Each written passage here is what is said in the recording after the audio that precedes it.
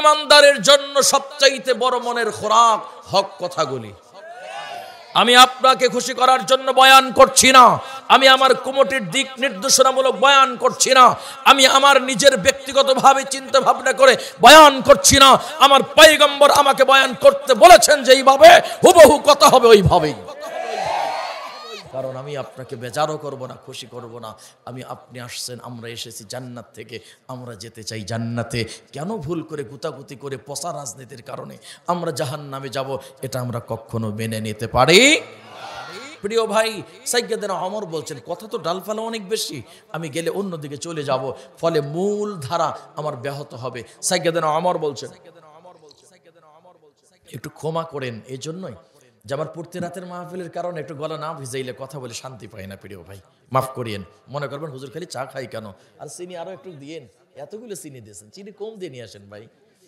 প্রিয় ভাইরা, তাকান, সাইয়্যিদনা ওমর এবার বলছেন, ও আমি আমার নেতাকে তোমরা জানো? ওমর বলছেন, যখন অর্ধ পৃথিবীর প্রেসিডেন্ট, অর্ধ পৃথিবীর একজন খলিফা, তাকান আমার দিকে, অর্ধ পৃথিবীর একজন প্রেসিডেন্ট ওমর বলছেন, আমার নেতা মুহাম্মাদুর রাসূলুল্লাহ, আমার জীবন আদর্শ মুহাম্মাদুর রাসূলুল্লাহ, আমার চলার সাথে সবকিছুর সাথী।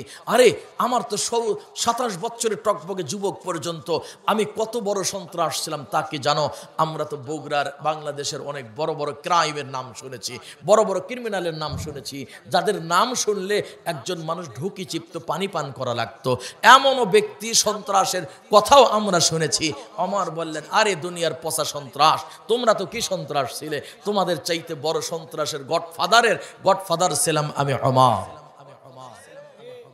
কেমনে কেমনে বলে, আমার নেতা ছিল তো আবু জাহাল, আমার লিডার ছিল আবু জেহেল, তার নেতৃত্বে আমি কাজ করতাম, তাকে আমার জীবন আদর্শ মেনে নিতাম, সে যা বলতো আমি তাই করতাম। কারণ আমার চিন্তা একটাই ছিল, আমি চাই আমার ক্ষমতার একটি চেয়ার, আমার ক্ষমতার চেয়ার, আমার ক্ষমতার একটা আসন, আমার একটা পজিশন, যুবকদের সরদারের একটা পজিশন আমাকে দিয়েছে। আমার নেতা আমার কাছ থেকে যা চাইবে আমি তাই দিব। হ্যাঁ বগুড়ার মানুষ, এটি তো আপনাকে এবার বুঝাইতে বলি, আমার বাংলাদেশেও তো তাই করছে। একজন বলছে, তুমি এই মানুষটাকে হত্যা করো, এই কাজটা তুমি করো, তোমাকে ভালো একটা আসন দেওয়া হবে। এ জাতি তাই করছে, কিন্তু জাতি কানা বুঝতেছে না, বোকা বোঝে না, এই কাজ করলে আমাকে জাহান্নামে যেতে হবে। কথা বলেন না কেন? তাই করছে, তাই করছে, তাই করছে। ওমর তাই করলেন। ওমরকে আবু জাহেল বললেন, এ ওমর, বলে কি? বলে তুমি যাও মুহাম্মদ ইবনে আব্দুল্লাহর কাল্লাটা নিয়ে আসো, বিনিময়ে তো আপনি কি দিবেন? বলে লাল 100 উট তোমাকে গিফট করব, উপহার দেব, আর তুমি যা চাইবে তোমাকে তাই দেব, কোনো সমস্যা নাই, কোনো সমস্যা নাই। তুমি আর কি চাও? গাড়ি চাও? বলে হ্যাঁ। বাড়ি চাও? বলে হ্যাঁ।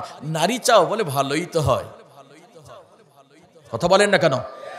আজকাল নেতাদের আদর্শবান ব্যক্তি নয়, আজকাল বহু মানুষের আমরা পরিচয় দেখেছি, তাদের নাইট ক্লাবে নগ্ন নারীদের নাচ গান। কথা বলেন না কেন? এগুলো চলছে, অথচ আপনি লেখছেন মুহাম্মদ আব্দুল বাতেন, মুহাম্মদ আবুল কালাম, মুহাম্মদ আব্দুর রহমান, মুহাম্মদ সালাম ইত্যাদি সুন্দর সুন্দর নাম, মুসলমানের নাম, কিন্তু কাজ যেগুলো করছেন ইহুদি মুশরিকদের পর্যন্ত আপনি হার মানাচ্ছেন। সাইয়্যিদনা ওমর যখন শুনলেন বিশ্ব নবীর কাল্লা কাটার জন্য, ওমরকে জিজ্ঞাসা করা হলো, ওমর, তোমার দুঃসাহসের চিন্তা চেতনা সবকিছু আমি দেখেছি। ও ওমর, আমি তোমাকে আজ থেকে বলে দিলাম, তুমি চলে যাও মুহাম্মদ ইবনে আব্দুল্লাহ। দীর্ঘ 23 বছর পর্যন্ত মুহাম্মদ ইবনে আব্দুল্লাহ জাতি সমাজ ব্যক্তিকে ভালো করার জন্য যতটুকু কাজ করেছে বড় ভালো লেগেছে। আমার প্রিয় ভাই, তাকান আমার দিকে, এবার হিসাবটা আপনি মিলান। এই কথাগুলি যিনি বলছেন সে হচ্ছে আবু জাহেল। বললেন, ও আমার, দীর্ঘ 23 বছর, এই ভাইরা, দীর্ঘ 23 বছর মুহাম্মদ ইবনে আব্দুল্লাহ, তিনি দীর্ঘ 23 বছর পর্যন্ত স্বাভাবিকভাবে ভালো ছিল। কত বছর? 23 বছর ভালো ছিল। তখন আমি আমার পার্লামেন্টে সকল সদস্য, পার্লামেন্ট মেম্বার সহ সকলে আমরা তাকে সার্টিফিকেট দিয়েছিলাম, আল আমিন আস-সুদুক। ও মুহাম্মদ, তোমার কাছে যদি কোনো ব্যক্তি কোনো কিছু রাখে, সেই জিনিসটা তোমার কাছে আমানত থাকে। অর্থ লাগলে আমানত, স্বর্ণ মুদ্রা রাখলে আমানত, রৌপ্য রাখলে আমানত। ও মুহাম্মদ ইবনে আব্দুল্লাহ, তোমার আমানতিটা দেখে তোমাকে আল আমিন, সত্যবাদীর উপাধি দিলাম, সার্টিফিকেট দিলাম। আমার পার্লামেন্টে সবাই আপনার পক্ষে রায় দিয়ে বলেছে হ্যাঁ দেওয়া হোক, তুমি পাশ করে ফেলেছো, তুমি মহাসত্যবাদীর মহাসত্যবাদী, তুমি আমানতের দিক দিয়ে 1 নাম্বার, সত্যবাদীর দিক দিয়ে 1 নাম্বার। এবার আবু জেহেল বলে, এতদিন পর্যন্ত তাকে যখন আমরা ভালো বলেছি, এই মুহাম্মদ যখন 40 বছর বয়সে উপনীত হলো, ঠিক ওই সময় ও সাফা পাহাড়ে দাঁড়িয়ে বলল ইয়া সবাহা। এতদিন পর্যন্ত 17 বছর বয়সে বিশ্বনবী সমাজ, ব্যক্তি, দেশ, জাতি ভালো করার জন্য দাওয়াত তাবলীগের কাজ করেছেন, মানুষের কাছে চলে গেছেন, ভালো হয়ে যাও। এগুলো তোমরা করো না। নগ্ন নাচ গান দেখতেছে রে যুবক, এগুলো ইসলামে সমর্থন করে না, এগুলো আদর্শ নয়, এগুলো সবচেয়ে অসভ্যতা, অভদ্রতা। ইসলাম তাই বলেছে, জাহিলিয়াত যুগে নারীদের নাচ গান ছিল, ড্যান্স ছিল, নর্তকী ছিল, টাকা দিয়ে নারীদেরকে বেডে নিয়ে যেতে পারত, জোর যার মুলক তার, এটাই ছিল জাহিলিয়াত। যার যেই পরিমাণ শক্তি, যার যেই পরিমাণ জোর, যার যেই পরিমাণ চাপাবাজি, কথা বলেন না কেন, এটাই ছিল জাহিলিয়াত। এখন যখন এই অবস্থা, বিশ্ব নবী আপনার আমার নবী তখন নবী হন নাই, তখন শুধুমাত্র ছিল মুহাম্মদ ইবনে আব্দুল্লাহ।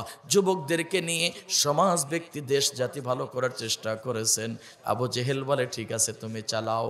এবার আল্লাহ তাআলা বলছেন, ও মুহাম্মদ, দীর্ঘ 23 বছর আপনাকে দেখেছি, দীর্ঘ 23 বছর দেখলাম। এটি নবুয়তের আগে, নবুয়তের আগে 17 বছর থেকে 40 বছর পাইতে কত বছর লাগে? ইয়েস, হিসাব মিলান, হিসাব মিলান কত? 23। এবার মিলান, এই 23 বছর শুধু জামাই আদর, ভালোবাসার ভালোবাসা, দাওয়াত আর দাওয়াত। সর্বস্তরের মানুষ বলে চালান বাবা চালাও। তোমার মতো দামি মানুষ তো আর মক্কার জমিনে একটাও হয় না। এবার বয়স 40।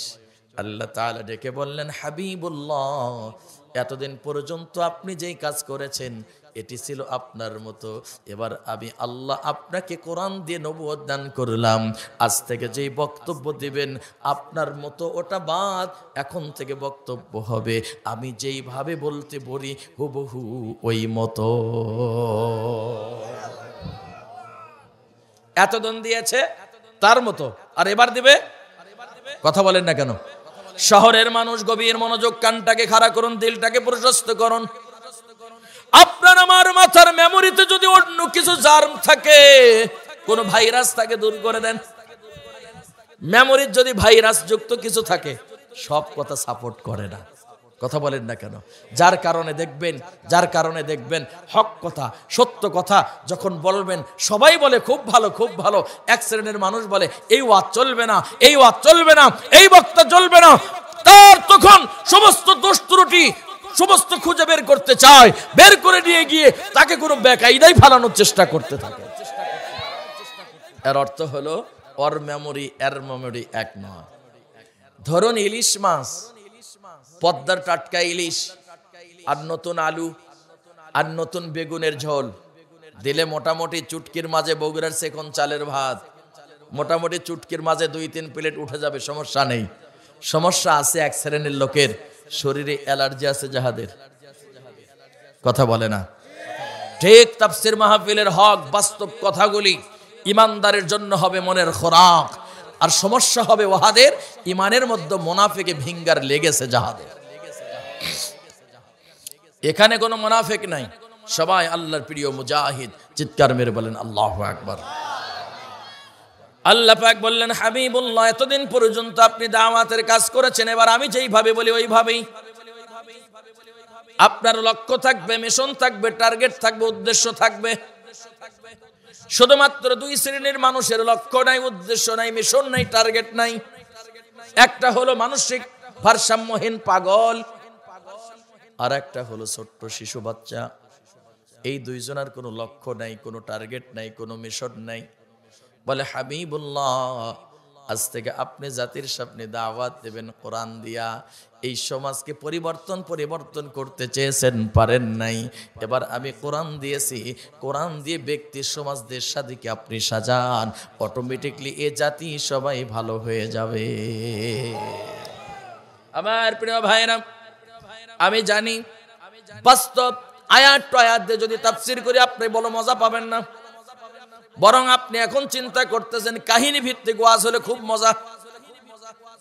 ও আমার যুবক ভাই, তোমার পায়ে হাত দিয়ে যাবার বেলা বলে যায়, বগুড়ার মানুষ বাংলাদেশের মধ্যে উন্নত যত জেলা আছে তার মধ্যে বগুড়া 1 নাম্বার। কারণ হলো এই বগুড়াই বাড়ি ছিল শহীদ প্রেসিডেন্ট জিয়াউর রহমানের, বগুড়ার কীর্তি সন্তান তারেক রহমান। কথা বলেন না কেন? 3 সফল প্রধানমন্ত্রী যিনি আজকে অসুস্থ, তিনিও ছিলেন বগুড়ার বধূ। সব দিক দিয়েই বগুড়া যেন সোনাই সোহাগা, কিন্তু এখন সবচাইতে বগুড়ার বড় বেকায়দা। চিন্তা করতেছে হুজুর সব খবর রাখে, তো হুজুর রাখবে না তো হুজুর ওয়াসুলবে কেমনে? আমার প্রিয় ভাই তাকান আমার দেখি, এতদিন পর্যন্ত আবু জেহেল মুহাম্মদকে কি বলেছেন ভালো মনে আছে তো? এবার আল্লাহ পাক ডাক দিয়ে বললেন, হাবিবুল্লাহ সাফা পাহাড়ে দাঁড়িয়ে যান। দাঁড়িয়ে গেলেন, দাঁড়াবার পর বললেন, ইয়া সুবাহা, সকল মক্কার মানুষ জামায়াত হয়ে গেল, একত্রিত হলো। এবার বললেন, মক্কার মানুষেরা তোমরা শোনো, আমি তোমাদের সামনে একটি কথা বলতে চাই। মুহূর্তের মধ্যে আবু জেহেল বললেন, বেটা ভাতিজা। ওই জায়গার মধ্যে আবু জেহেল পর্যন্ত হাজির হয়েছে। আবু লাহাব, উতবা, শাইবা, ওলীদ ইবনে মুগীরা সবাই যখন হাজির, বড় বড় নেতারা হাজির। আবু জেহেল ডেকে বলে, বেটা ভাতিজা তুমি কি বলতে চাও? বলে, চাচাজি এমন একটি কথা বলতে চাই, এটাকে যদি মনে প্রাণে আপনি মেনে নিতে পারেন, ঘোষণা করে দিলাম যতদিন মন চাই ক্ষমতার চেয়ারে থাকবেন, ক্ষমতার চেয়ার থেকে আপনাকে কেউ নামাতে পারবে না। মহা খুশি আবু জেহেল, এত বড় খুশি, বিশাল খুশি। এবার আবু জেহেল বললেন, শোনো ও মুহাম্মদ ইবনে আব্দুল্লাহ, তুমি যেই কথাটা বলেছো, তোমার এই কথাটা বলা ঠিক আছে, তাহলে বলো এখন কি করতে হবে?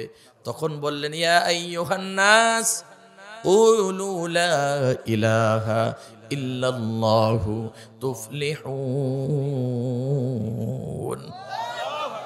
শোনা মাত্রই, এবার আমি যেই কথাটা নিয়ে আসছি আমর থেকে, মনে আছে আপনাদের?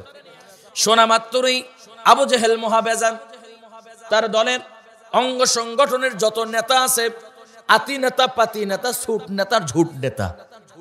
বড় নেতার পাওয়ার কম, আতি নেতা, পাতি নেতা, ঝুট নেতার পাওয়ার বেশি। এটা আমাদের বগুড়ার ভাষায় আমি এইভাবে বোঝাতে চাই, বাঁশের চাইতে কুনসির পাওয়ার বেশি। আপনার এই বগুড়ার কথা বলি না, আমি জয়পুরের কথা বলছি। আমার প্রিয় ভাইরা, আবু জেহেল বললেন, শোনো, মুহাম্মাদের বক্তব্য গ্রহণ করা যাবে না, কারণ তার বক্তব্য সমস্ত উদ্দেশ্য প্রণোদিত। সে এখন এতদিন পর্যন্ত আমাদেরকে নেতা মেনেছে, আজ থেকে সে নিজের নেতা হতে চায়। বাস কথা রেখে দিলাম, যদি সুযোগ হয় আমি এখানে আসবো। আমার আস্তে আস্তে একদিন ওমরকে বললেন, ও ওমর, এ মুহাম্মদ আমার সঙ্গে সবচেয়ে বেশি বিরোধিতা করছে, এর কাল্লা নিয়ে আসো। আপনাদেরকে কথা রেখে এসেছিলাম, কাল্লা নিয়ে আসো। বলে, ঠিক আছে, বিনিময় আপনি আমাকে কি দিবেন? বলে, বিনিময় তুমি যা চাও তাই পাইবা। ঠিক আছে, তোমাকে 100 লাল উট উপহার দিব। মুহাম্মাদুর রাসূলুল্লাহ কাল্লা কাটার জন্য আমার চলে গেলেন। এই তাফসীর আপনারা বহুবার শুনেছেন, এর মধ্যে আপনাদের একটি জায়গায় আপনাকে ধরে দিব, ঠেকে দিব, তখন আপনি বুঝবেন, হ্যাঁ সব বক্তব্য শুনেছি, কিন্তু এই মূল পয়েন্টটাই আমাদের বোঝার এতদিন ভুল ছিল। আমার প্রিয় ভাইরা, এখন ওমর মুসলমান না কাফের? কাফের, ইয়াস, কি কাফের? সে এখন কাফের, অমুসলিম। ওমর কাল্লা কাটার জন্য চলে যাচ্ছেন, প্রতিমধ্যে একজন আমার ওই মাথার মুরব্বীর মতো একজন মুরব্বীর সঙ্গে সাক্ষাৎ। ওমর, তুমি কই যাও, কই যাও, কই যাও? ওমর জবাব দেয়, আমি যেখানে যাই তোমার সমস্যা কি? বলে, না তোমার মোট মোশান ভালো মনে হয় না, তুমি জবাব দাও তুমি কই যাও? মুহূর্তের মধ্যে জবাব দেয়, আমি যাই মুহাম্মাদের কাল্লা নিবার জন্য। কি দোষ, কি অপরাধ, কি অপরাধ? বলে আমার নেতার বিপক্ষে কথা বলেছে, আমার নেতাকে নিয়ে কটাক্ষ করেছে, সে নিজে আমার নেতার আদর্শকে মানে না, এই জন্য তাকে এই জমিনে থাকতে দেওয়া হবে না। আমার প্রিয় ভাইরা, এখন আমার বলছেন আমার নেতার আদর্শ মানে না, আমার নেতার সব কথাগুলি মেনে নেয় না, আমার নেতার আদর্শ মানে না, এই জন্য তাকে পৃথিবীর থেকে উঠিয়ে দেব, বিদায় করে দেব। এবার আপনাকে আমি বলি, আমরা তো বাংলাদেশে এটাও দেখলাম, যখন আমার নেতা বা আপনার নেতার মতের সঙ্গে আমার যদি মিল না হয়, যেমন মিজানুর রহমান আজহারি আর বাংলাদেশে থাকতে পারবে না। কেন? আমার মতাদর্শ ভিন্ন, আপনার ভিন্ন, আপনি করছেন করবেন, কিন্তু প্রিয় ভাই পায়ে হাত দিয়ে আপনাকে বলে যায়, সকলেই এক নেতারই অনুসরণ করতে হবে, সেই নেতা হলো মুহাম্মাদুর রাসূলুল্লাহ। কারণ আওয়ামী লীগ, বিএনপি জাতীয় পার্টি, জাসদ বেসদ হেফাজত, সরমনাই, সরসেনাট, রশি, দেওয়ানবাগি, রাজারবাগি, কুতুববাগি ইত্যাদি যত যা আছে, সবাই মিলে এক নেতার উপরই কবরে রাখানো হয়, বিসমিল্লাহি ওয়া আলা মিল্লাতি রাসূলিল্লাহ। এবার আপনাকে সংক্ষিপ্ত ব্যাখ্যা দেই, কোন রাসূলের মিল্লাত, রাসূলের দলের কর্মী, রাসূলের দলের লোক, এই বলে আপনি কবরে নামাইলেন। এখন আপনাকে বলি, বগুড়া ঐতিহ্যবাহী জনসভা হচ্ছে, বিএনপি আয়োজন করেছে বিশাল জনসভা, প্রধান অতিথি হলো বাংলাদেশের সাবেক তিনবারের প্রধানমন্ত্রী, তিনি চলে আসবেন প্রধান অতিথি। কিন্তু ওবায়দুল কাদের সাহেব উনি এখন বলছেন আমি 10 মিনিট ভাষণ দিব, তখন আপনারা দিতে দেবেন তো? বলবে স্যার আপনি আপনার দলে যান, আমাদের দলের কাজ আমাদের করতে দেন। কথা বলেন না কেন? আপনার দলের লোক এখানে ঢুকতে পারবে না। আবার আওয়ামী লীগের কোন পার্টিতে বিএনপির মির্জা ফখরুল ইসলাম আলমগীর, সেও ভাষণ দিতে পারবে না, কারণ ওই দলের লোক এই দলে নয়, এই দলের লোক ওই দলে নয়। এখন ভারত পাকিস্তানের খেলা, 2 জন ভারতের ক্রিকেটার বিরাট কোহলি আর রোহিত শর্মা 2 জন পাকিস্তানের 2টা জার্সি পরিয়া প্লেয়ার হিসাবে নেমে গেছে ইন্ডিয়ার দলের মধ্যে। জার্সি পরিবর্তন, জার্সিটা হলো পাকিস্তানের, নট অ্যালাউ, ঢুকতে পারবে না, খেলতে পারবে না, কারণ যেই দেশ সেই দেশের জার্সি লাগান লাগবে। এখন সারাটা জীবন রাসূলের বিরোধিতা করেছেন, আলেম ওলামার বিরোধিতা করেছেন, রাসূলের জীবন আদর্শের বিরোধিতা করেছেন, কোরআনের বিপক্ষে কাজ করেছেন, কবরে নামানোর সময় বিসমিল্লাহি ওয়া আলা মিল্লাতি রাসূলিল্লাহ, রাসূল বলে না না না, ও আমার উম্মত হতে পারে না।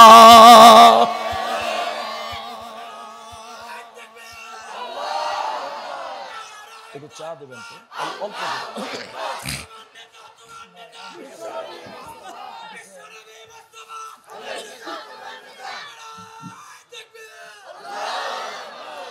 প্রিয় ভাইরা, তাকবীর দিলে খুশি হন কে? জোরে বলতে হবে। তো পিছনের ভাইরা একেবারে চুপ করে গালটা লাগাইয়ে দেয়, মুখটা দাঁত একেবারে মারির দাঁত পর্যন্ত লাগাই দিয়ে বসে আছেন কেন? কষ্ট নয়, তাকবীর দিলে, স্লোগান দিলে খুশি হবেন কে? মাহফিল কবুল করবেন কে? পরকালে নাজাতের ফয়সালা করে দেবেন কে? মুখ বন্ধ কেন?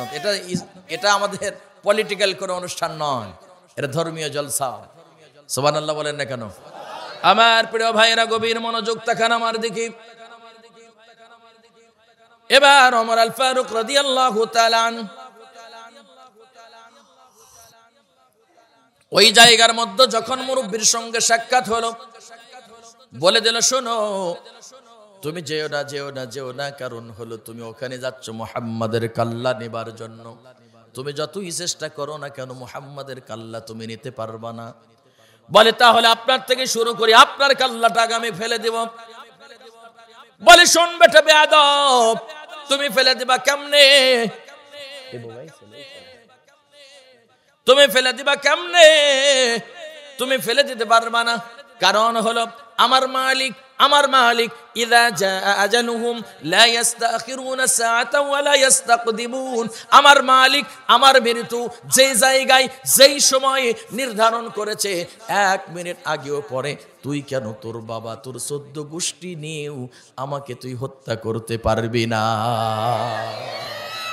আমার প্রিয় ভাইরা, শেষ পর্যন্ত বলা হলো, ওমর আল ফারুককে বললেন শোনো, তুমি আমাদের কাল্লা নিবার আগে মুহাম্মদকে হত্যা করার আগে কি অপরাধে তাকে তুমি হত্যা করতে চাও? উত্তর দেয়, অপরাধ হলো আমার নেতার বিপক্ষে কাজ করে কেন, আমার নেতার বাহিরে যায় কেন, এই জন্য তাকে হত্যা করব। এবার মুরব্বি জিজ্ঞেস করলেন, যেই মানুষের ঘর ভালো নাই, যে মানুষের ঘরই ঠিক নাই, ওই মানুষ মুহাম্মদকে হত্যা করতে যায়, লজ্জা তো থাকার কথা। এবার আমার বললেন, কি বলতে চাও?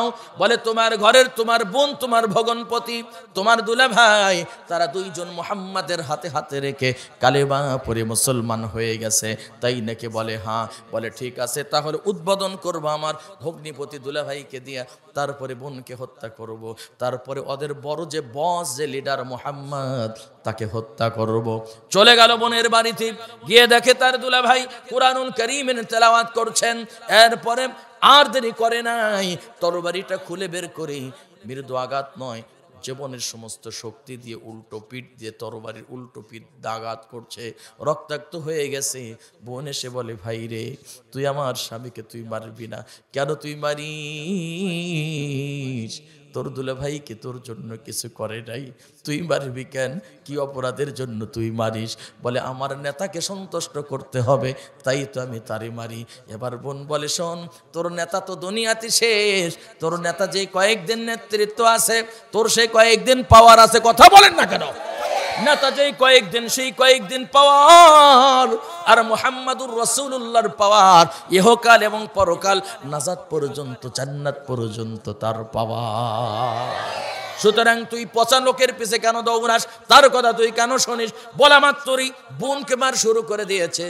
এক পর্যায়ে রক্তাক্ত বোন ভগ্নিপতি দুইজন মিলে রক্তাক্ত অবস্থায় বলে, ভাই তুই মেরে ফেলবি তা তো জানি, কোনো কষ্ট নেই, দুঃখ নাই। বলে, তারপরে শোন, আমার জীবন চলে যাবে, সিনাত থেকে আমরা ঈমানকে বিদায় করতে পারি না।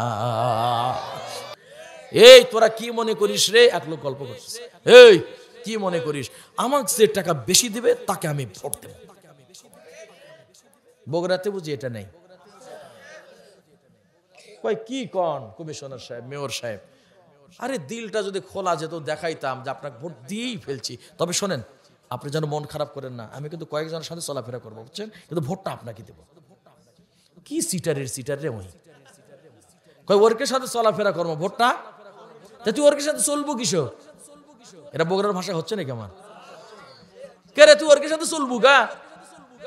তে কছে চলমো, আমার পেট নাই। হাই রে সিটার, ওই ভোট আগে বেচা শুরু করছে। এখন প্রিয় ভাইয়েরা, হাসার খোরাক দেই নাই, এটা হলো মুসলমানের চরিত্র, আপনার আমার চরিত্র, কথা বলেন না কেন? এই তোরা কি মনে করিস রে? এক লোক গল্প করছিস, এই কি মনে করিস আমাকে যে টাকা বেশি দিবে তাকে আমি ভোট দেব? বগুড়াতে বুঝি এটা নেই। কয় কি কন কমিশনার সাহেব, মেয়র সাহেব, আরে দিলটা যদি খোলা যেত, দেখাইতাম যে আপনাকে ভোট দিয়েই ফেলছি। তবে শোনেন, আপনি যেন মন খারাপ করেন না, আমি কিন্তু কয়েকজনের সাথে চলাফেরা করবো, বুঝছেন, কিন্তু ভোটটা আপনাকে দেবো। কি সিটার রে ওই কয়, ওরকে সাথে চলাফেরা করবো, ভোটটা তুই ওরকে সাথে চলবো কিসো? এটা বগুড়ার ভাষা হচ্ছে নাকি আমার?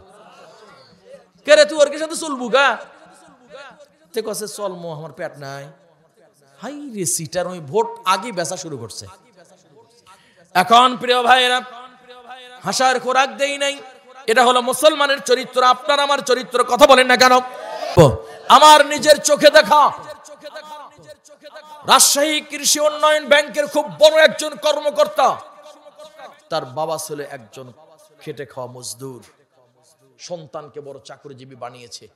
এই বড় কর্মকর্তা গাড়ি নিয়ে বেড়াইতো, বড় আশা ছিল আমার সন্তান সাহেব হবে, শুধু সাহেব হয় নাই, সাহেবের সাহেব হয়েছে। বড় আশা ছিল সন্তানের বাড়িতে যাব, বাড়ির থেকে মাটির পাতিলে করে খাবার নিয়ে গেছে, আমার সন্তান খাবে। উচ্চ ফ্যামিলিতে প্রেম করে বিয়ে করে ফেলেছে, কারণ ছেলে বড় চাকরিজীবী। আগে ছিল মাটির বাড়ি, এখন তাকে 7 তলা বিল্ডিং বাড়ি, শ্বশুরের বিশাল অট্টালিকা, বাড়িতে গেছে। গ্রামের মানুষ, খেটে খাওয়া মানুষ, পলিস্টার তখন লুঙ্গি, আগে পলিস্টার লুঙ্গি পাওয়া যেত, কিছুদিন পর জড়ে যেত। আমিও গরিবের ঘরের কৃষকের সন্তান, কৃষক, আমিও তো একসময় ভাত পাইনি, কম পেয়েছি। আজকে স্বামী ওসমানী গাড়ি নিয়ে বেড়াচ্ছে বলেই আমি লোক ফুলে কলার গাছ হয়েছে। আল্লাহি আল্লাহি আল্লাহি, আল্লাহর শপথ করে বলছি, আমি এ গর্ব করি না, আমার আল্লাহ ওখানে নিয়ে যেতে পারে যেখানে আমি আগে ছিলাম। সুতরাং আজকে আসছে বলেই আল্লাহ আল্লাহকে ভুলে যেতে পারি না। হ্যাঁ প্রিয় ভাই, আপনাকে বলছি, এই বাবা আর মা সিরা শাড়ি পরে মা চলে গেছে, মাটির পাতিলে করে খাবার নিয়ে গেছে। বাহিরে দারোয়ানকে বলছে, আমার সন্তান আছে কি দেখো তো। বলে, কে আপনার সন্তান? বলে, অমুক নাম। আমি নাম বললে ধরা পড়ে যাব আমি, ফলে তারা আমাকে কটাক্ষ করবে, বলবে যে আমাদের নামে সারা দেশে আপনি কেন সমালোচনা করলেন। এজন্য আপনাকে বলছি প্রিয় ভাই, নাম বলছি না। এবার যখন বলছে অমুককে ডাকো, অমুককে ডাকো, উপর তালার থেকে তাকিয়ে দেখে হ্যাঁ তার বাবা মা। স্ত্রী এসে বললেন, কে গো এই লোকগুলো কে? এরা কোথায় থেকে আসছে? এগুলো ফকির টকির তো সরে দাও তো, বাসায় এখন ঢুকানো যাবে না। এই দামি বাসায় ওরা আসবে কেন? এখান থেকে ডাক দে, বলতেছে, আব্বু বেটা, বেটা, এই যে আমি তোর আব্বা, এই যে কোন দিকে তাকাস? আমার দিকে তাকা, আমার দিকে তাকা, এই যে আমি। মা হাত তুলে ডাকছে, আমার কলিজার ধন দেখবে, আমাকে ধরবে, জোরে বুকের মধ্যে নিবে। দেখে নাই, উপর তালার থেকে আর বাবা মাকে নজরে পড়ে না। আরে নজরে পড়ে, তার সভ্যতা তাকে অসভ্য বানিয়ে ফেলেছে, তার কৃষ্টি তাকে অতীতকে ভুলে দিয়েছে। কি মনে করছেন আপনি? কি মনে করছেন? আপনি আসছেন একা, আমি আসছি একা, যাবো একা। আপনার মুখ থেকে লালাটা পড়তেছে, প্যারালাইজ হয়ে মুখ বাঁকা হয়ে গেছে, নাক দিয়ে ময়লা বের হচ্ছে, কান দিয়ে ময়লা বের হচ্ছে। স্ত্রী আপনার পাশে আর ঘুমাতে দেবে না। কথা বলেন না কেন? স্ত্রী বলবে, বেড আলাদা করো, আমি সহ্য করতে পারছি না, তোমার শরীর থেকে দুর্গন্ধ বের হচ্ছে। হাই বগুড়ার মানুষ আর মালিক বলছেন, তুমি বিকলাঙ্গ হয়ে গেছো, তুমি অসুস্থ হয়ে গেছো, তুমি অ্যাক্সিডেন্ট করে তোমার পা পঙ্গু হয়ে গেছে, হাত বিনষ্ট হয়ে গেছে। আমি আল্লাহ আপন যতটুকু দূর থেকে ছিলাম, এবার আমি আরো কাছের নিকটের মানুষ হয়ে গেছি। আমি আল্লাহ, আমি তো সেই মালিক। আমি তোকে এক ফোঁটা পানির থেকে তিলে তিলে বানিয়েছি। কোন ফায়া কোন বলে বানাইলে বড় মায়া জমতো না, মমতা জমতো না। আরে পবিত্র মাহে রমাদান তো সামনে আসছে। আল্লাহ বলছেন, রমজান থেকে রমাদান সব ভৎস করে দিব। 330 দিনের যত গুনাহ আছে, রমজান মাস আসছে, আমার জন্য রোজা রাখো, সমস্ত গুনাহ খাতা পুরি আমি ভৎস করে দিব। আমি তো সেই মালিক। তোর অস্তিত্ব ছিল না, অস্তিত্ব দিয়েছি তোকে তো জান্নাতে রাখার জন্য, তোকে মাফ করার জন্য, তোকে মাফ করার জন্য আমি বানিয়েছি। কুল ইয়া ইবাদিয়াল্লাযীনা আসরাফু আলা আনফুসিহিম লা তাকনাতু মির রাহমাতিল্লাহ ইন্নাল্লাহা ইয়াগফিরুয যুনুবা জামিআ ইন্নাহু হুয়াল গফুরুর রহিম। হেই বগুড়ার মানুষ, আল্লাহ এবার ডাক দিয়ে বলছেন, তুমি কি গুনাহ করেছো খুব বেশি? ঘানিম আল মিফতা যখন বড় হয়ে গেল, একটু বড় হলো, মা বলছেন, আমার মালিক আমাকে খুব বড় নিয়ামত দান করেছেন, যেই নিয়ামতের জন্য তাম পৃথিবী এখন আমার এই ঘানিমটারই চেনে, আর ভালোটারে আর কেউ চেনে না। জোরে বলেন না কেন আল্লাহু আকবার। এজন্য মালিক আমার আপনার সবচাইতে আপন, সবচাইতে প্রিয়। এবার ডাক দিয়ে আল্লাহ বলছেন, ও বগুড়ার মানুষ, নারুলি পশ্চিম পাড়ার মানুষ, আল্লাহ ডেকে বলছেন, ও নারুলির পশ্চিম পাড়া মানুষ, কুল ইয়া ইবাদিয়াল্লাযীনা আসরাফু। কি গুনাহ করেছো? কতটুকু গুনাহ করেছো? পাহাড় পরিমাণ? হ্যাঁ। আরো বেশি? বলে হ্যাঁ। কি 7 সমুদ্র? বলে হ্যাঁ। আরো বেশি? বলে হ্যাঁ। তুমি কি জেনা করেছো? বলে হ্যাঁ। সুদি কারবার করো? সুদি কারবার করো? এই তোমরা সুদি খাও, সুদ কারবার করো। মালিক ডেকে বলছে, তুমি সুদি কারবার করো? বলে হ্যাঁ। আল্লাহ বলছেন, এই এত বড় ভুল করলি কেন? আপনাদের বগুড়াতে মানসিক ভারসাম্যহীন পাগল দেখবেন, অনেক পাগল রাস্তা দিয়ে ঘুরে বেড়ায়, রাতের বেলা উলঙ্গ অবস্থায় পড়ে থাকে, রাস্তা দিয়ে যাচ্ছে, শরীরে কোনো কাপড় নাই, শরীরের মধ্যে শিকল লাগানো, কিন্তু শরীরের নিচের দিকে ইজ্জত ঢাকা নাই, ইজ্জত খোলা, সব চলছে। এই মানুষটাও কোনোদিন ভুল করে মায়ের সঙ্গে যৌনচার করার জন্য ভুল করেও কোনোদিন ঘরে ঢোকে না। একটু আল্লাহর রাস্তায় যদি একমত হয়ে থাকেন, জোরে বলেন ঠিক। একজন পাগল মানসিক ভারসাম্যহীন তার মায়ের কাছে কোনোদিন জেনার জন্য, যৌনচারের জন্য, এই কথাটা খেয়াল করতে গায়ের লোম দাঁড়িয়ে যায়। কথা বলেন না কেন? এবার আল্লাহ বলছেন, এই গোলাম, এই বান্দা, আমি তোকে কি দেই নাই? সুন্দর হাত দিয়েছি, পা দিয়েছি, নাক দিয়েছি, মুখ দিয়েছি, বিবেক শক্তি দিয়েছি, মানসিকতা আমি আল্লাহ তোকে দান করেছি। তুই যে সুদি কারবার করিস, এই সুদি কারবার করার আগে মায়ের সঙ্গে জেনা করিস, আর মায়ের সঙ্গে জেনা করার যদি আগ্রহ তোর জেগে যায়, সুদি কারবার করিস। আর যদি আগ্রহ না জাগে, সুদ ছেড়ে দেস, কারণ 1 টাকা সুদের খাওয়া 36 বার খানাই কাবায় আপন মায়ের সঙ্গে জেনা, এটাই হলো সবচেয়ে ছোট গুনাহ। আর বড় গুনাহ আল্লাহর সঙ্গে যুদ্ধে লিপ্ত হওয়া। হাই ভাই, আপনাকে বাঁচানোর জন্য এসেছি, জাহান্নাম থেকে আপনি বাঁচবেন। হে যুবক, সব ছেড়ে দাও। মোবাইলের মধ্যে নগ্ন নাচ গান আছে তোমার। পবিত্র মাহে রমাদান সামনে, তোমাকে বলছি, আমার বোনদের বলছি, আপনি শুনছেন বোন, আপনাকে বলছি, মাকে বলছি, নাচ গান বাদ দিয়ে দাও। আজ থেকে একে একে ডিলিট করো। আমি এগুলো দেখবো না। এতদিন দেখেছি, গুনাহ করেছি, আমি নগ্ন ফিল্ম দেখেছি, আমি পর্নোগ্রাফি দেখেছি, আমি খারাপ জিনিস দেখেছি। আজ থেকে তওবা করলাম, আজ থেকে মুখ ফিরিয়ে নিলাম, আজ থেকে শপথ করলাম পবিত্র মাহে রমাদান, এই রমাদানে আমার গুনাহ আমি মাফ করে নিব। আল্লাহ বলেন, তুই একবার আমাকে আল্লাহ বলে ডাক দে। আপনি জোরে ডাক দেন আল্লাহ, মুখ গোল করে মোহাব্বত ভক্তি সহকারে আল্লাহ আল্লাহ আল্লাহ। আল্লাহ বলে, আল্লাহ বলছেন, বলো বান্দা, ইয়া আবদি, আমার বান্দা, আমার বান্দা, আমার বান্দা, আমার বান্দা, আমার বান্দা। মাকে মেরেছেন, মা কষ্ট পেয়েছে, চেয়ারম্যান সাহেব, মেম্বার সাহেব, কমিশনার কাছে বিচার দিয়েছে, আমার সন্তান আমাকে মেরেছে। কমিশনার বড় রাগিত মানুষ, ঘন গিট্ঠা দেখে হাতে একটা লাঠি নিয়ে আসছে, নিয়ে আসে বলে, এই বেয়াদব, তোর মাকে মেরেছিস? বলে, হ্যাঁ, আয় তোর পাছাটা গরম করে দিব, আয়। ধরেছে কলার, মারবে। এবার কমিশনার মারার জন্য লাঠি নিয়েছে। জানাল দিয়ে মা ডেকে বলে, ও কমিশনার, ও কমিশনার, আমার কলিজা, আমার পাগল, আমার ধন, আমার হীরা, আমার মানিক, আমার মুক্তা আমারে মারে নাই, আমি মাফ করে দিয়েছি, আমি মাফ করে দিয়েছি, আমি মাফ করে দিয়েছি। মালিক বলে, দুনিয়ার মা যদি এতটুকুর জন্য দরদে হয়ে মাফ করে দেয়, আর আমি আল্লাহ মার চাইতে কোটি কোটি গুণ তোমাদের বেশি ভালোবাসি। আল্লাহ বলে ডাকো, আমি আল্লাহ তোকে মাফ করে দেব। আপনারা আমাকে আর স্মরণ করে দিয়েন না যে হুজুর দুইটি ডাল রেখে আসছেন, শেষ করেন প্লিজ, আর বলবেন না। আমি আলোচনা একবারে শেষ পর্যায়ে নিয়ে আসছি। প্রিয় ভাই, কুল ইয়া ইবাদিয়াল্লাযিনা আসরাফু আলা আনফুসিহিম লা তাকনাতু মির রাহমাতিল্লাহ ইন্নাল্লাহা ইয়াগফিরুদ যুনুবা জামিআ। এবার আল্লাহ ডাক দিয়ে বলছেন, বান্দা, বান্দা, বান্দা, ইয়া আবদি, আমার বান্দা, তুমি গুনাহ করেছো? বলে, হ্যাঁ, আমি মাফ করে দেব। হাত তোলো, চোখের পানি ছেড়ে দাও, ছেড়ে দাও, ছেড়ে দাও। তোর মা নেই? বলে, না। বাবা নেই? বলে, না। আল্লাহ পাক বলেন, আল্লাহর পয়গম্বর রাসূল বলেন, বাবা মার জন্য একটা ফোঁটা চোখের পানি সন্তানের নাজাতের জন্য যথেষ্ট। বগুড়ার মানুষ, নারলী পশ্চিম পাড়ার মানুষ, আমার বয়ানগুলো কি আপনাদের মনে থাকবে? মনে থাকবে? 5 ওয়াক্ত নামাজ মসজিদ আদায় করা যাবে যুবক ভাইরা। বেগানা কোনো নারীর পিছে তুমি দৌড়াইও না। আবারও বলি, বেগানা কোনো নারীর পিছে তুমি দৌড়াইও না। আল্লাহ তাআলা তোমার জন্য পবিত্র একজন নারীর ফয়সালা করে দেবে। সুবহানাল্লাহ। মনে রেখো, মনে রেখো, তুমি যদি কোনো নারীর সতীত্ব নষ্ট করো, মনে রাখবা তুমি একদিন সন্তানের বাবা হবা, বাবা হবা, বাবা হবা। তুমি অন্যের যদি অন্যের স্ত্রীর সতীত্ব নষ্ট করো, তুমি মনে রেখো তোমার ঘরেও তোমার বিবি আছে।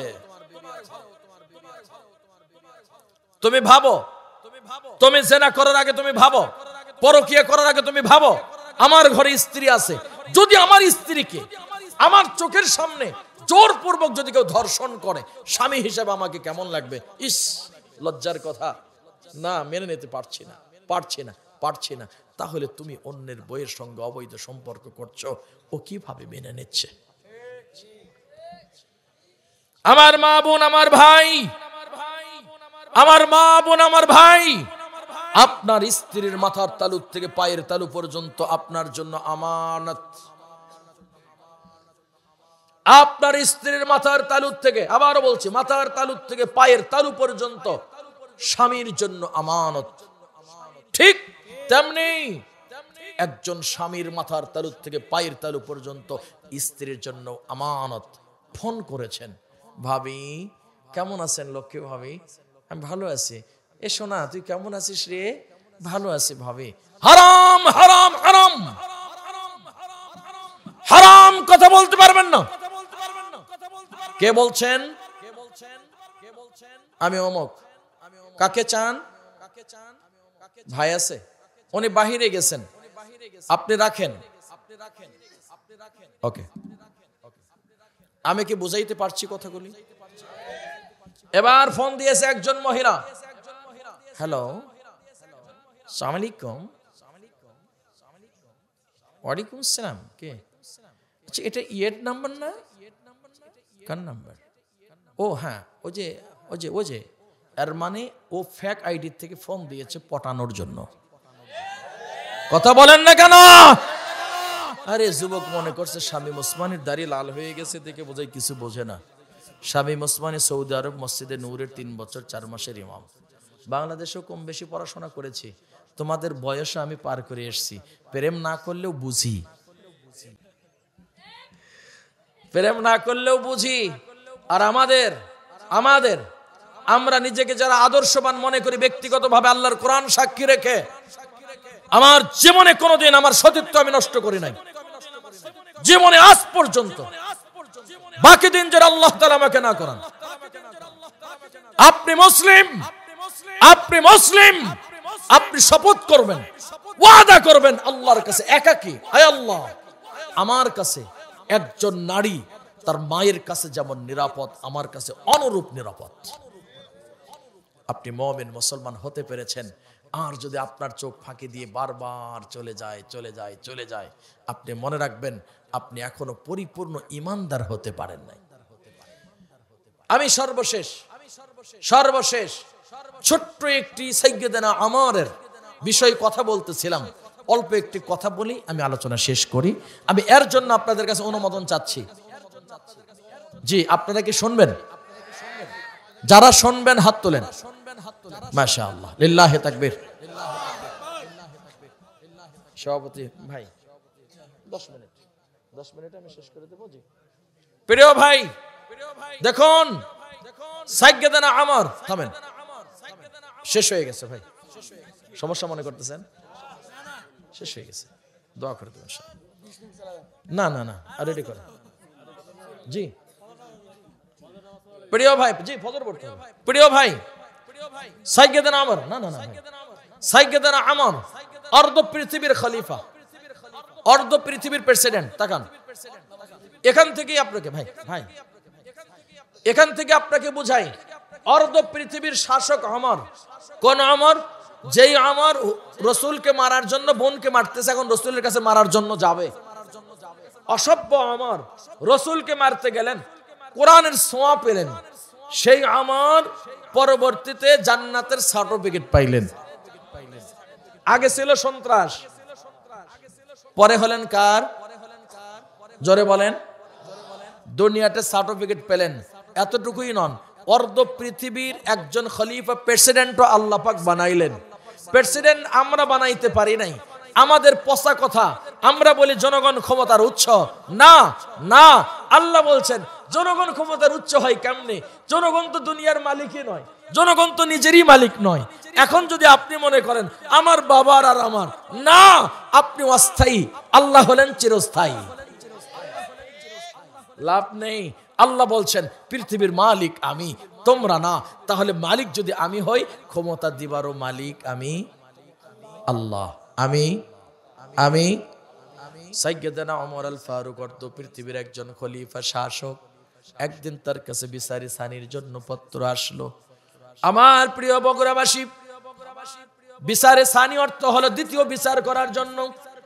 একটা রায় হয়ে গেছে, মদ পান করার অভিযোগে অভিযুক্ত হবার কারণে 3 জন ব্যক্তি শনাক্ত হলো মদ পান করেছে। বগুড়ার মানুষেরা তো মদ খায় না, হেরোইন খায় না, গাঁজা খায় না, মাঝে মধ্যে বাবা খায়। কথা বলে না কেন? মাঝে মধ্যে বাবা খায়।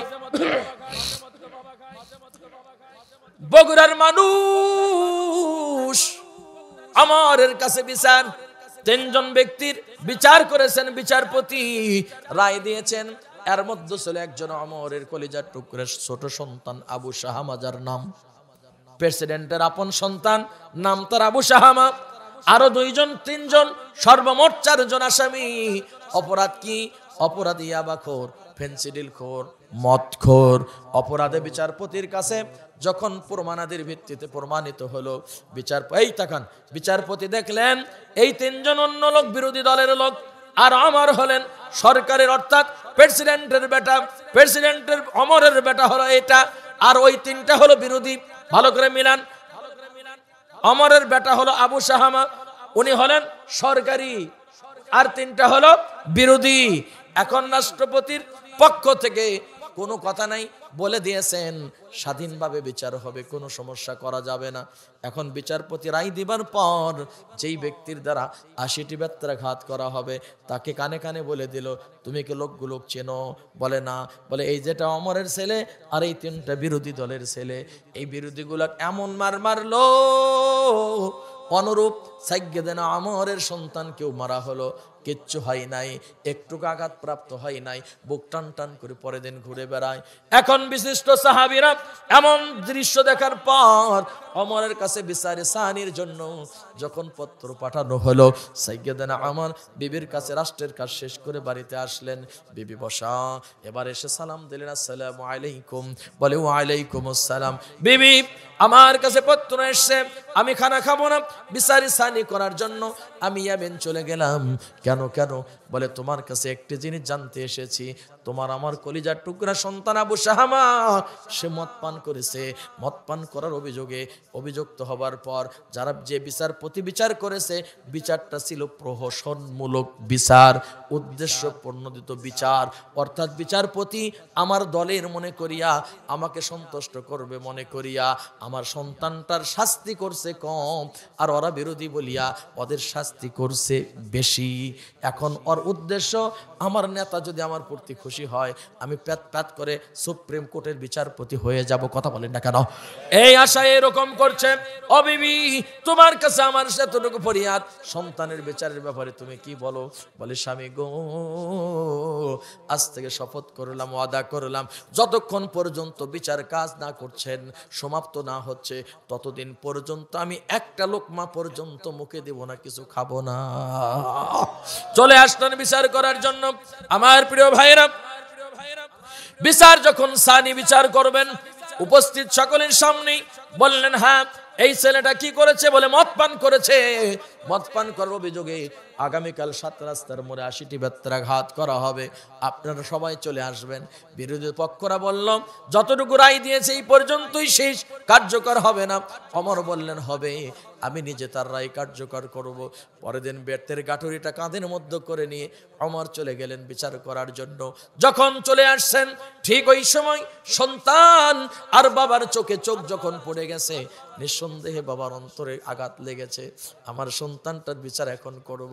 কিন্তু তারপরে বড় কষ্ট, আমার আল্লাহর জন্য যদি বিচার না করি, এই সন্তানের এই প্রহসনমূলক বিচারের জন্য আমি জাহান্নামের আগুনে পুড়ে মরব, হতে পারে না। জাহান্নামের আগুন আমাকে গ্রাস করে ফেলবে, হতে পারে না। এই জন্য করে উনি আসলেন, মাথাটা নত করলেন আর বললেন, শোনো, ওর হাত বাঁধো, পা বাঁধো, উপর করে তার শোয়া দাও। শোয়া দেওয়া হলো। আপন সন্তান আবু শাহামাক বেত্রাঘাত শুরু করলেন। সাইয়্যিদানা ওমর নিজেই 1-2 করে মারতেছে। কিতাবের মধ্যে উল্লেখ 40 থেকে 50টি বেত্রাঘাত করার মধ্য দিয়ে তার নেতর দেহ পড়ে আছে, নড়াচড়া করতে পারে না। মেডিকেল টিমকে নির্দেশ দেওয়া হলো, ও মেডিকেল টিম, আপনারা দেখেন তো এর কি অবস্থা। মেডিকেল টিম পরীক্ষা করে বলে, ইয়ার বেঁচে নাই, দুনিয়া থেকে চিরবিদায় নিয়ে চলে গেছে, মারা গেছে। আপন সন্তানের মৃত্যুর খবর শোনার পর আসমানওয়ালা, জমিনওয়ালা, আসমানের মালিক, আরশের মালিক, জমিনের মালিক, সবার মালিক আল্লাহকে ডেকে বলে, আল্লাহ, আলহামদুলিল্লাহ, সুম্মা আলহামদুলিল্লাহ। উপস্থিত জন সকল, তোমরা সবাই থেকে যাও, এর জানাজা হবে, দাফন কাফন হবে। জানাজা হলো, দাফন কাফন, কবরস্থ কমপ্লিট করা হলো। এবার সকলকে বললেন, তোমরা কি গুনেছো কতটি বেত্রাঘাত করেছি? ইয়া আমিরুল মুমিনিন, খলিফাতুল মুসলিমিন, আপনি 50টি বেত্রাঘাত করেছেন, শরীয়ত সম্মতভাবে এখনো 30টি বেত্রাঘাত বাকি আছে, তাই নাকি? বলে হ্যাঁ।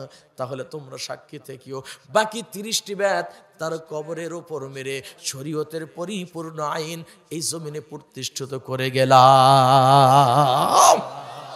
আমার প্রিয় ভাই, যদি আজকের দিনে এই বিচারগুলো সমাজে চালু থাকতো, মদ পান করা তো দূরের কথা, ওরা মদের বোতল স্পর্শ করতে সাহস পেত না। এজন্য হুঁশিয়ার, সাবধান, ইসলাম মেনে চলো। হে যুবক ভাই, মসজিদমুখী হও। পবিত্র রমজান মাসে তোমরা মোবাইলের অশ্লীলতা, খারাপ সব ডিলিট করে দাও, ভালো কিছু গ্রহণ করো। মনে রাখবা, আমি একজন মুসলিম, এসছি যেখান থেকে, যাব ওখানে, তিনি আমার আপনার আল্লাহ।